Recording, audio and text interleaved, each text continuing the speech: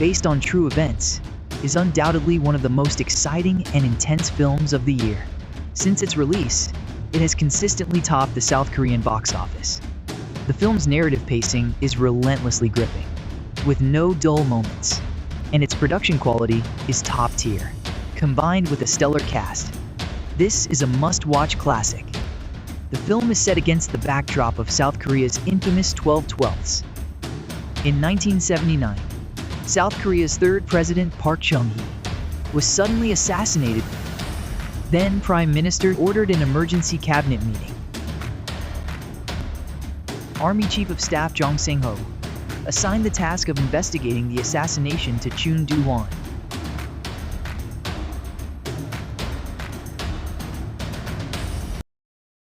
Chun Doo-hwan quickly began interrogating the assassin, former director of the Korean Central Intelligence Agency, Kim Jae-kyu, and discovered that Army Chief of Staff Jong Sang-ho was present at the scene on the night of the assassination. However, due to a lack of evidence, Jong was ruled out as a suspect. The entire nation mourned President Park with a grand state funeral. His 18-year reign of absolute power had officially ended.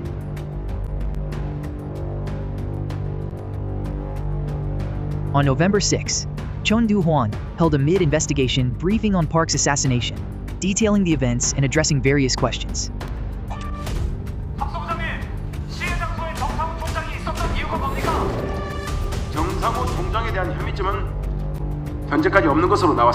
As the investigation progressed, Chun, who controlled all intelligence and national communications, began using the situation to suppress rivals and eliminate political opponents. Fear spread throughout the country, and unrest grew. Chun, a key member of the secret military group Hanaho. Hanaho was an underground organization composed of young officers from the Korea Military Academy. Watching Chun's increasing political maneuvering, Ho strongly criticized his erratic behavior during a high-level meeting, subtly warning that Chun's ambitions were dangerous. As more officials, fearing political entanglement, began aligning themselves with Chun, concerns arose that he might seize control of the Capital Garrison Command (CGC). To prevent this, Jong Sang-ho appointed Lee Tae-shin, the Deputy Chief of Army Education, as the new commander of the CGC, entrusting him with the responsibility of protecting Seoul. Lee Tae-shin received an urgent telegram from the U.S. Department of Defense in Washington. Beware of General Chun Doo-hwan. This immediately gave Lee a bad feeling. He reviewed the personnel files and discovered that 3 of them were members of Hanaho, a secret military faction. He made a mental note of their name. Meanwhile, Chun Doo-hwan had been secretly keeping illicit funds seized during the assassination investigation. Instead of handing them over to the National Treasury, he distributed the money among high-ranking officials, including Jong Sang-ho, hoping to secure his position. However, this move backfired. Jong was enraged. He reprimanded Chun harshly and ordered him to report every detail of the assassination investigation to Martial Law Command every 3 hours, without exception. Chun, humiliated and furious, stormed back to his office. In a fit of rage, he tore up his earlier report that had cleared Jong of any involvement in the assassination. He then instructed his subordinates to dig up any evidence, real or fabricated, connecting Jong to the crime. As Chun intensified his arrests, detaining and torturing people unrelated to the case, Jong grew increasingly concerned. Realizing that things would spiral out of control, he went directly to the Minister of National Defense to propose a solution, transferring Chun and his key followers to the East Coast Defense Command, far away from Seoul. However, the minister rejected the idea, citing the ongoing public trial for the assassination. After persistent questioning, Jong discovered the real reason the minister had also received a large bribe from Chun. Determined to remove Chun, Jong insisted on the transfer. As the martial law commander, he had authority over Chun, and even the defense minister couldn't openly oppose him. However, this conversation was overheard by a Hanaho member. Soon after, Ro Tae-woo, the second in command of Hanaho, informed Chun. With their faction already feeling pressure under Lee Tae-shin's command, Chun realized that if they were transferred out of Seoul, their power would be completely dismantled. Chun came up with a bold idea: strike first and take down Jong Sang-ho before he could act. He decided to falsely accuse Jong of conspiring in the assassination of President Park, even if it meant fabricating evidence. However, arresting the martial law commander was no small matter. It required authorization from the Minister of National Defense and final approval from the acting president.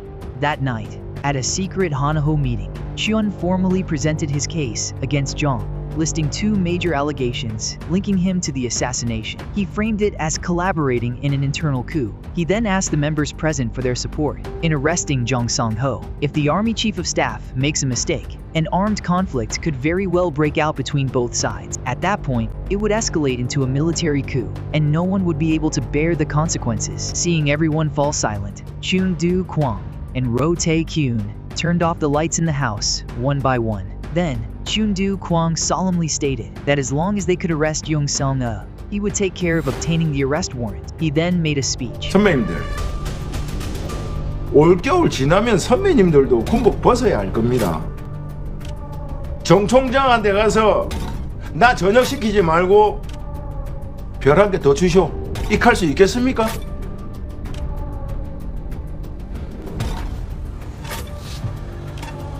박 대통령 각하께서 이런 말씀하신 거 기억하실 겁니다.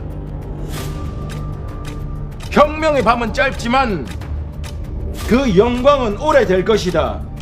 그 영광 이 전두광이가 혼자 독식하지 않겠다는 거, 그거 하나만 믿어주십시오. As Chun Doo-hwan continued speaking, some people who were unwilling to be left out after the new government's cabinet reshuffle started considering whether this plan was viable. Eventually, as Chun Doo-hwan took full responsibility, they unanimously decided that if they were to arrest Jung Sang-ho, they would need to first deal with his security chief. On December 10, Chun Doo-hwan ordered Yuan Xian to successively visit security chief Lee Tae-chun. He falsely claimed that he was about to leave for a new post in Beihai and wanted to host a farewell birthday banquet before his departure. At that time, Lee Tae-chun was observing an artillery exercise with his field artillery regiment, which posed the greatest threat to Chun Doo-hwan. One by one, he invited Jung Sang-ho's key allies. Chun Doo-hwan then set the operation date for the night of December 12, the eve of the South Korean government's cabinet reshuffle. He ordered all members to gather in advance at the 30th Guard Regiment, which was under the security office. Although the regiment was technically part of the security office, all of its officers were members of Chun Doo-hwan's faction, making it the headquarters for their operation. This location provided a strategic advantage, allowing them to monitor all communication networks and counterbalance other security forces with their own troops. As personnel gathered, at 4 p.m. on December 12, reports confirmed that the security chief and special operations commander had agreed to attend the banquet. The team immediately initiated the operation. Roh Tae-kyun explained the plan. Chun Doo-hwan would first go to the Prime Minister's office to obtain the acting president's signed arrest warrant. At the same time, security forces would head to Jung Sang-ho's home under the pretense of investigating an assassination attempt to arrest him. To ensure success, a 33-man military police unit from Chun Doo-hwan's faction would be on standby for reinforcements. They would use the birthday banquet to stall Lee Tae-chun, Kang Joo-hayu, and Kim Jun-yeon. As long as they were unable to issue deployment orders, the operation would proceed smoothly. However, the entire plan hinged on Chun Doo-hwan securing the acting president's signed warrant. Only by creating a legitimate legal process could the operation be deemed a success. Otherwise, it would be considered a military coup. 제가 확실하게 매듭지고 오겠습니다. As time reached 10 p.m., Chun Doo-hwan was the first to pass through the guards at the Prime Minister's residence, followed by the security personnel, arriving at Jung Sang-ho's residence in Hanam-dong. After verification, everyone managed to enter smoothly. Meanwhile, Lee Tae-chun and the others also arrived at Chun Doo-hwan's banquet venue. However, Lee Tae-chun felt uneasy about Chun Doo-hwan's absence and said that if he didn't show up soon, he would leave immediately and would not wait. Chun Doo-hwan's men apologized and said they would check on the situation right away. At 6:40 p.m., the 33-man military police unit supporting the arrest team arrived at Jung Sang-ho's residence in Hanam-dong and immediately took control of the guards at the entrance. At this moment, Chun Doo-hwan was already meeting with the acting president. If he could secure the signature, everything would be set. Meanwhile, Jung Sang-ho was furious at the sudden visit from the arrest team. He had nothing to do with the assassination case, so why were these people suddenly investigating him? He couldn't understand who had the audacity to issue such an order. Under his intense questioning, the arrest team members had no choice but to lie, claiming it was the acting president's order, and immediately stood up, ordering his adjutant to call the president for confirmation. If the arrest order were verified, the entire operation would be exposed. Seeing that the mission was about to fail, the arrest team members quickly improvised.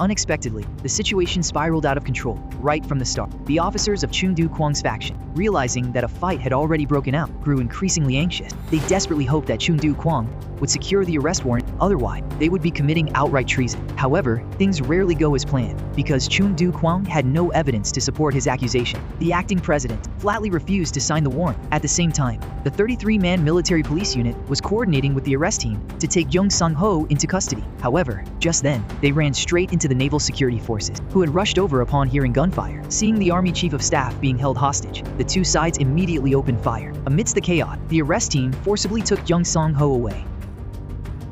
Meanwhile, Lee Tae-chun and the others, still waiting for Chun Doo-hwan, they had not yet realized that Chun Doo-hwan had deceived them. They only knew that someone had kidnapped the army chief of staff. Lee Tae-chun immediately rushed toward Hanam-dong and began issuing combat orders from his car. Upon learning that the group that had taken Young Sang-ho belonged to the security command, he swiftly issued an order to arrest Chun Doo-hwan. Soon, news of Chun Doo-hwan's presence at the Prime Minister's residence reached the Military Police Command. Military Police Commander Kim Jun-yeon, after confirming that the military police officers on duty were not members of Chun Doo-hwan's faction, issued an order to arrest Chun Doo-hwan at all costs. However, little did they know that every word of their conversation was being monitored by Chun Doo-hwan intelligence unit. Roh Tae-kyun immediately called the Prime Minister's residence and contacted Chun Doo-hwan's bodyguards, ordering them to evacuate him from the premises as soon as possible.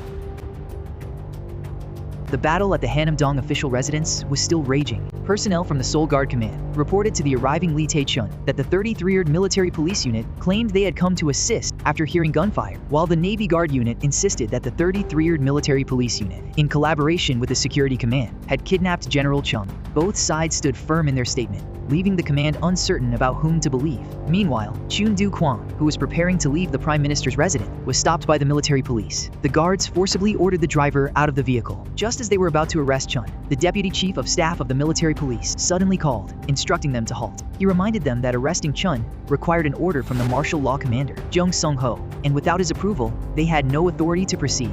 Lee Tae-chun urgently called the Deputy Chief of Staff, insisting that Chun must be arrested immediately. However, the deputy not only refused, but also reprimanded Lee for issuing orders to his subordinates without authorization. He firmly insisted that everything must follow proper procedures. He wasn't about to get himself into trouble over an uncertain situation. As the tense phone exchange continued, Chun Doo-hwan, realizing that any delay could spell disaster, suddenly gave the order to break through the blockade.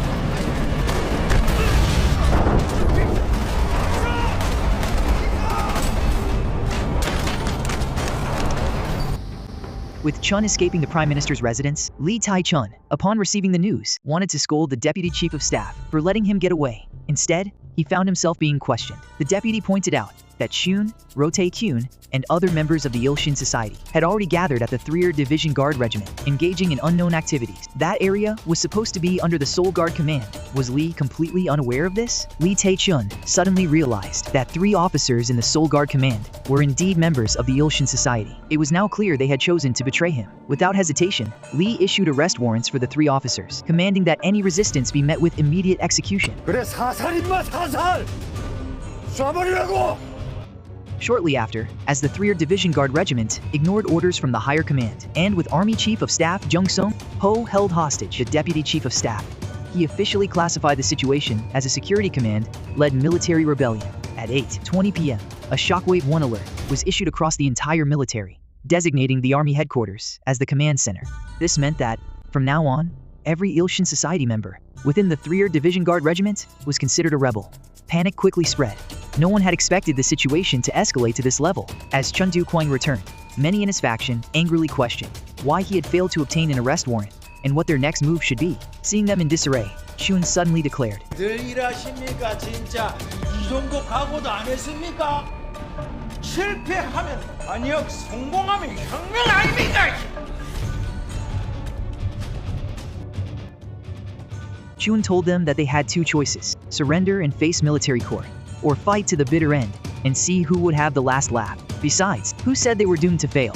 He immediately ordered his men to locate the Minister of National Defense and bring him in at any cost. At that moment, Lee Tai-chun made a call to the 3rd Division Guard Regiment. He gave them a simple ultimatum: return General Jung Sung-ho to the Hanam-dong official residence immediately, or he would roll in with tanks and execute them by dismemberment. With that, he furiously hung up. Hearing such an unforgiving stance, Chun Doo-hwan merely laughed. He sneered that if that was how they wanted to play, then so be it. Who said he was afraid? Without hesitation, he turned to Brigadier General Do Seok-chul, ordering him to deploy the 2nd Airborne Brigade. As soon as Chun Doo-hwan gave the order, everyone was stunned. Airborne Brigade was a frontline force. If they got involved, there would be no turning back, and launched an attack.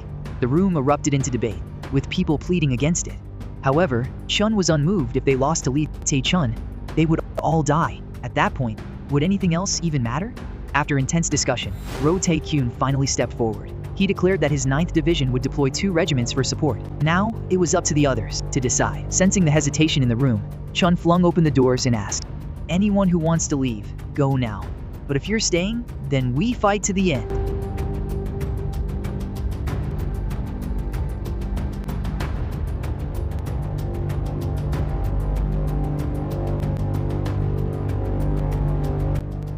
Suddenly, a voice rang out. 전장님, 우리가 뭘 해드리면 되겠어?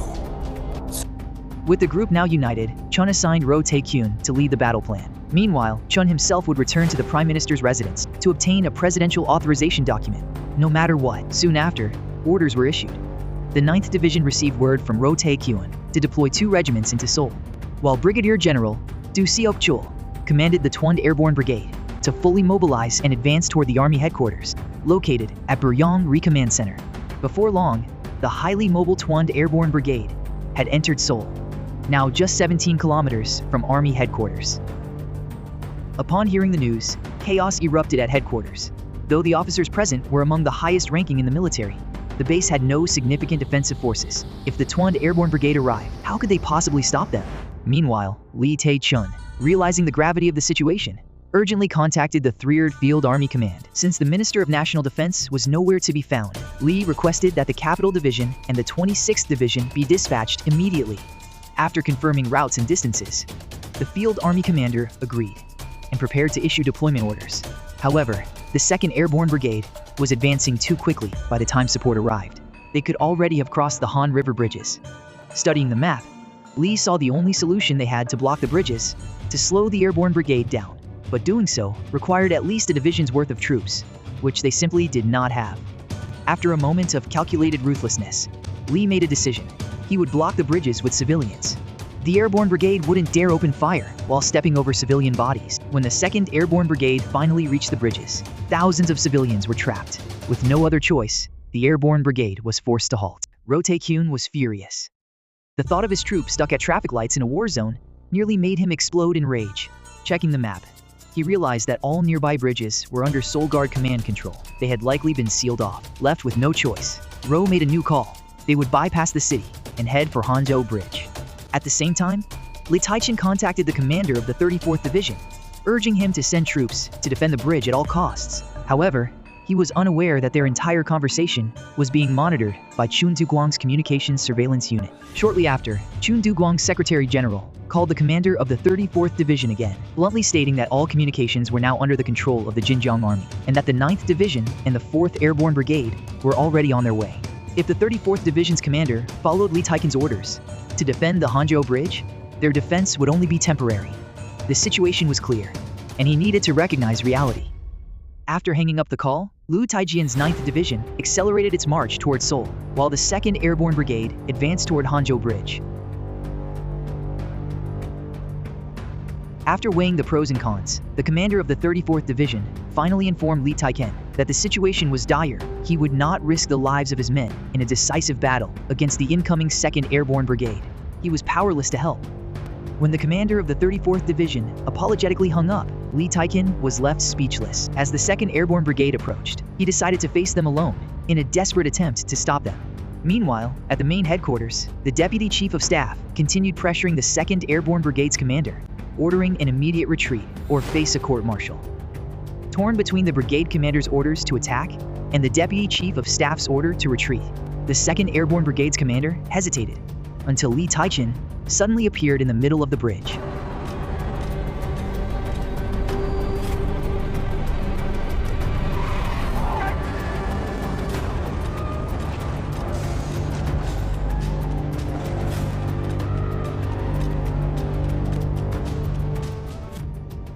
Elsewhere, Chun Doo-hwan led the 33rd Military Police Unit in a direct assault on the Prime Minister's residence, forcibly pressured the acting president into signing an agreement. At the same time, Special Forces Commander KangJuk-seon contacted the 2nd Airborne Brigade, promising that if they turned back now, they would face no repercussions. Otherwise, they would be labeled as the ones who started a civil war. Under the relentless pressure from multiple commanders, the 2nd Airborne Brigade suddenly reversed course. At 10:50 p.m., after failing once again to obtain authorization, Chun Doo-hwan returned to the 3rd Division Security Regiment. Upon learning that the 2nd Airborne Brigade had retreated, he immediately ordered its commander, Do-shi, to go in person and ensure that the brigade returned to battle. Otherwise, he would rather die right then and there. Meanwhile, to block the opposing Capital Division and the 26th Division, Lee Tai-jin ordered the Yiksan Association members to fully mobilize their connections and prevent their advance. If they failed, the entire battle would be lost. Shortly after, Do-shi intercepted the retreating 2nd Airborne Brigade. Using Chun Doo-hwan's method, he pressured his subordinate, either kill him on the spot or turn around and return to battle. In the end, the 2nd Airborne Brigade reversed course once again. Upon hearing this, Lee Tai-kin immediately called the 8th Airborne Brigade, now the only force that could reach Seoul in time. The 8th Airborne Brigade's commander was not a member of the Yiksan Association and was reluctant to fight the 2nd Airborne Brigade. However, after persistent persuasion from Lee Tai-kin, he finally agreed to march on Seoul to support Army headquarters. There was a real possibility that the 8th Airborne Brigade would arrive in Seoul before the returning 2nd Airborne Brigade. This was not the outcome Chun Doo-hwan wanted, and the Yiksan Association's officers found themselves in chaos once again, left with no choice. Chun Doo-hwan called Army headquarters, claiming that his original intent was simply to investigate the president's assassination, and that he had never expected events to escalate to this level. To avoid a civil war, he was willing to immediately order the 2nd Airborne Brigade to retreat, but only if the Deputy Chief of Staff also withdrew the 8th Airborne Brigade, ensuring a mutual agreement witnessed by all. To show sincerity, Chun Doo-hwan directly ordered the 2nd Airborne Brigade to withdraw. As they turned back once again, the Deputy Chief of Staff, seeing Chun Doo-hwan's sincerity, immediately called the 8th Airborne Brigade, which was only 2 kilometers from Seoul, ordering them to return to their base. Although the brigade commander wanted to remain on standby, he eventually complied under the Deputy Chief of Staff's relentless reprimands. He believed that Chun Doo-hwan's so-called gentleman's agreement was a complete sham and wanted the 8th Airborne Brigade to continue advancing towards Seoul. However, his words had no effect. The brigade dared not defy direct orders from Army headquarters, with Chun Doo-hwan's communications unit monitoring both sides. The 2nd Airborne Brigade sent 2 squads under the cover of darkness to infiltrate the opposite side of the bridge. They quickly seized control of Hanzhou Bridge. Meanwhile, after hiding at the US Embassy for a long time, the Minister of Defense finally returned to headquarters. Just as he was relieved that both sides had agreed to withdraw, news arrived that the 2nd Airborne Brigade had crossed Hanzhou Bridge and was heading straight for Army headquarters. It wouldn't be long before they arrived. Chun Doo-hwan had once again deceived everyone. To avoid falling into enemy hands, senior officers at headquarters began evacuating, heading to the Seoul Defense Command for refuge. Upon hearing the news, Lee Tai-jin was furious, not only at Chun Doo-hwan's treachery, but also at the incompetence and cowardice of Army headquarters leadership.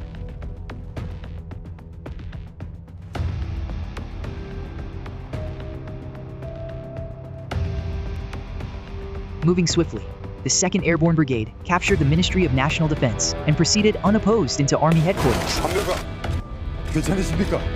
사령관님만 믿습니다.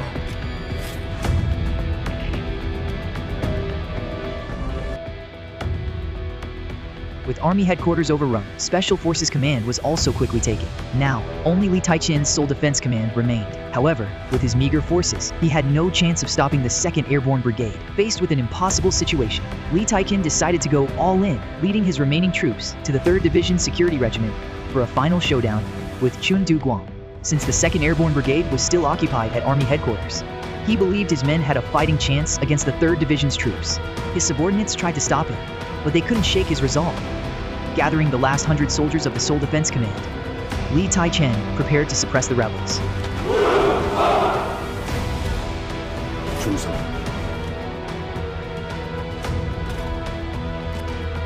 When his armored battalion arrived at the 3rd Division Security Regiment, Chun Doo-hwan was already well prepared for defense. Both sides stood face to face across a long stretch of barricades.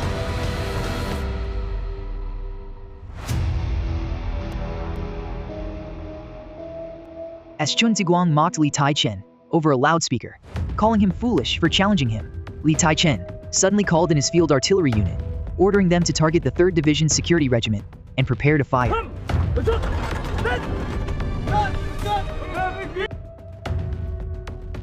The regiment was right next to the Blue House. If the artillery opened fire, the entire area would become a battlefield, affecting not only Chun Doo-hwan and Li Tai-chen, but also the surrounding civilians. The devastation would be enormous. The artillery commander hesitated, urging Li Tai-chen to reconsider, but Li Tai-chen, determined to take Chun Doo-hwan down with him, gave the order to fire. Panic erupted in the 3rd Division Security Regiment. No one had expected Li Tai-chen to go this far. Chun Doo-hwan turned to Lu Tai-jian for a solution, while he himself rushed to buy time. Driving quickly to the standoff site, Chun Doo-hwan berated Li Tai-chen for disregarding civilian lives and warned that he wouldn't be able to bear the consequences of such destruction.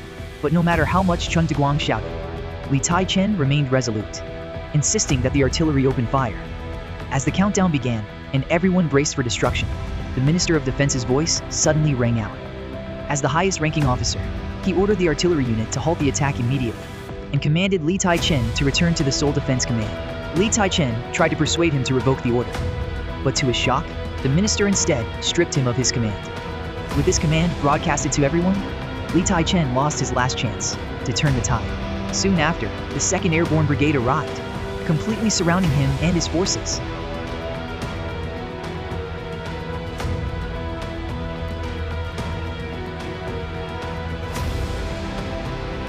Realizing the battle was lost, Li Tai-chen refused to sacrifice his men and instead charged at Chun Doo-hwan alone. He knew one thing for certain: he would never surrender.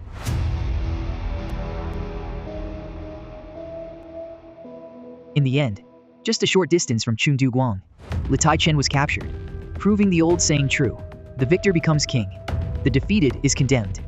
With Chun Doo-hwan and the Yixin Association victorious, the acting president had no choice but to sign the post-incident authorization document.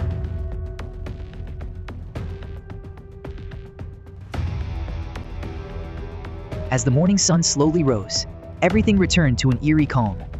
It was as if the night's events had never happened. But from that moment on, the era of Chun Doo-hwan and the Yixin Association had begun.